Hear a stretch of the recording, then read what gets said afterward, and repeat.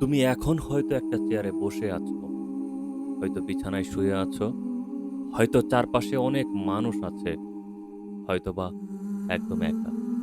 কিন্তু যেখানেই থাকো না কেন, এই মুহূর্তে তুমি নিজের ভেতরে তাকাও। নিজেকে বলো, তুমি কি সুখী? তুমি কি শান্তিতে আছো? নাকি তোমার ভেতরে অনেক প্রশ্ন জমে আছে, যার উত্তর তুমি খুঁজে পাচ্ছ না? জীবনে এমন সময় আসে যখন সবকিছুই এলোমেলো হয়ে যায়। চারদিকে বন্ধুরা ব্যস্ত, পরিবার মনের কথা বুঝতে পারছে না, যাকে ভালোবেসেছিলে সে হয়তো দূরে চলে গেছে। মনে হয়, আমি কি আসলেই কারো কাছে গুরুত্বপূর্ণ? হ্যাঁ, তুমি আসলেই গুরুত্বপূর্ণ। আজ এমন 4টি বিষয়ে বলবো, যে 4টি বিষয় যদি তোমার ভিতরে আয়ত্তে আনতে পারো, তাহলে তুমি আসলেই গুরুত্বপূর্ণ ব্যক্তি হয়ে উঠবে। প্রথম যে বিষয়ে বলবো, সেটি হচ্ছে আত্মমর্যাদা। জীবনে প্রথম যেটা শেখা দরকার, সেটা হলো নিজেকে মূল্যহীন মনে করো না। তুমি পৃথিবীতে এসেছো একটা উদ্দেশ্য নিয়ে, কাকতালীয়ভাবে নয়। তোমার ভেতরে এমন কিছু আছে যা কারো কাছে নেই। একটা ফুলের কথা ভাবো, সে নিজের রং নিয়ে গর্ব করে, নিজের সুবাস নিয়ে বাঁচে, সে অন্য ফুলকে নকল করে না, সে নিজের মতো ফুটে ওঠে। তুমিও ঠিক তেমন। তুমি তোমার মতো সুন্দর, তোমার মতো অনন্য। কিন্তু আমরা কি করি? আমরা নিজের চোখে নিজের মূল্য দেখি না। আমরা অপেক্ষা করি কেউ এসে আমাদের মূল্য দেবে। যখন কেউ মূল্য দেয় না, তখন আমরা ভেঙে পড়ি, হতাশ হই। একটা বাস্তব গল্প বলি, আত্মমর্যাদা হারানোর গল্প। আমি একজন মেয়েকে চিনতাম, যে ছিল খুবই সুন্দরী, খুবই মেধাবী, ভালো মানুষও ছিল। কিন্তু সে সব সময় চেয়েছিল তার বন্ধুরা, তার সঙ্গী তাকে বিশেষভাবে দেখুক, তার প্রতিটা কাজে যেন অ্যাটেনশন দেয়। কিন্তু যখন সেটা হয়নি, সে নিজের সম্পর্কে খারাপ ভাবতে শুরু করলো। ধীরে ধীরে নিজের প্রতিভা, নিজের হাসি, সবকিছুই হারিয়ে ফেলল। তুমি বুঝতে পারছো?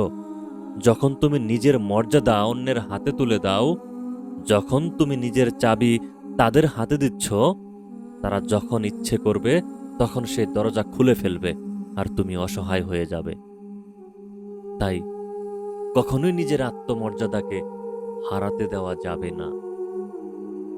দ্বিতীয় যে বিষয়, সেটি হচ্ছে প্রত্যাশা। আমরা সবাই কম বেশি কারো কাছ থেকে কিছু না কিছু আশা করি, কিন্তু সমস্যা হয় তখন যখন আমরা নিজের থেকে বেশি অন্যের উপরে আশা রাখি। হয়তো তুমি ভেবেছ বন্ধুটি সবসময় পাশে থাকবে, হয়তো ভেবেছ পরিবারের কেউ তোমার কথা শুনবে মন দিয়ে, কিন্তু যখন সেটা হয় না, তখন আঘাতটা বেশি লাগে। আমি বলছি না যে প্রত্যাশা থাকবে না, প্রত্যাশা থাকবে, কিন্তু সেটাকে সীমার মধ্যে রাখো, যেন ভেঙে গেলেও তুমি দাঁড়িয়ে থাকতে পারো। ভাবো, তুমি সমুদ্রে নৌকা চালাচ্ছ। তুমি যদি ভাবো সবসময় নদীর ঢেউ শান্ত থাকবে, সমুদ্রের ঢেউ শান্ত থাকবে, তাহলে হঠাৎ ঝড় এলো, তুমি প্রস্তুতই থাকবে না। প্রত্যাশা অনেকটা সমুদ্রের মতো, এখানে সবসময় ঢেউ ওঠে, কখনো শান্ত, কখনো তীব্র। তুমি যদি বুঝে চলো, তাহলে ঝড় এলেও তুমি সামলে নিতে পারবে। তৃতীয় যে বিষয়, সেটি হচ্ছে বিশ্বাস। বিশ্বাস খুব সুন্দর জিনিস, কিন্তু অন্ধবিশ্বাস খুবই বিপজ্জনক। মানুষ তোমার বিশ্বাস ভাঙতে পারবে তখনই যখন তুমি তাকে সেই সুযোগটা দেবে। তুমি যদি দরজা খোলা না রাখো, কেউ ঢুকতে পারবে না, আর কিছু ভাঙতেও পারবে না। তোমাকে আরেকটি গল্প বলি, বিশ্বাস ভাঙার গল্প। আমি এক ছেলেকে চিনতাম, সে বন্ধুর উপর অন্ধের মতো বিশ্বাস করত। বন্ধুটি তার ব্যক্তিগত সব কথা জেনে নিল, তারপর সেই কথাগুলো অন্যদের কাছে বলে দিল। একদিনে বিশ্বাস ভেঙে গেল, কিন্তু কষ্টটা এত বেশি ছিল কারণ দরজাটা সে নিজেই খুলে দিয়েছিল।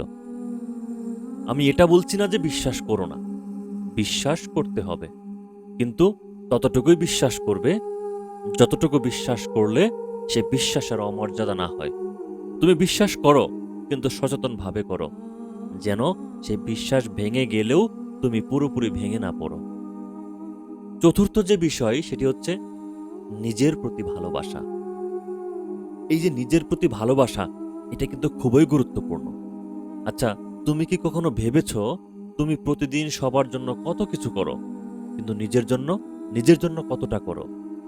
আসলে আমরা মনে করি নিজের জন্য কিছু করাটা স্বার্থপরতা, কিন্তু আসল সত্য হলো নিজেকে ভালো না বাসলে তুমি কখনোই কাউকে ভালোবাসতে পারবে না। তুমি যদি অন্যকে ভালোবাসতে চাও, তাহলে আগে নিজেকে নিজের প্রতি ভালোবাসতে জানতে হবে। তুমি প্রতিদিন একটু সময় নাও নিজের জন্য। হয়তো 10 মিনিট হাঁটো, হয়তো পছন্দের গান শোনো, হয়তো বা ডায়েরিতে লিখো কিছু। দেখবে এইটাই তোমার আত্মাকে বাঁচিয়ে রাখবে। আচ্ছা, তোমাকে কিছু প্রশ্ন করি। তুমি কতবার এমন মানুষের জন্য কেঁদেছো যে তোমার জন্য এক ফোঁটা চোখের জল ফেলতে রাজি হয়নি? কতবার? তুমি কতবার এমন মানুষের জন্য ছুটেছো যে তোমার জন্য এক পাও এগোয়নি? যদি উত্তর না হয়, তাহলে কি তাহলে কি এটা ভাবা যায় না যে এটা তোমার নিজের প্রতি সুবিচার নয়? মনে রেখো, তুমি কেবল একজন সাধারণ মানুষ নও। তুমি একজন যোদ্ধা, যে প্রতিদিন নিজের ভেতরের ভয়, সন্দেহ আর হতাশার সাথে লড়াই করছে।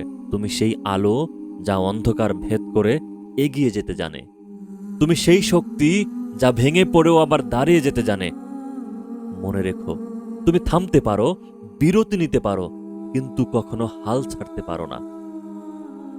আর যদি তুমি হাল না ছাড়ো, একদিন তুমি পিছনে তাকিয়ে বলবে, হ্যাঁ, আমি লড়েছি, আমি জিতেছি, আমি নিজের মর্যাদা বাঁচিয়েছি, আর নিজের গল্প নিজেই লিখেছি। তুমি জন্মেছ জিততে, তুমি জন্মেছ নিজের আলোয় বাঁচতে, আর সেই আলো দিয়ে পৃথিবীকে আলোকিত করতে। কারণ তুমি অদম্য,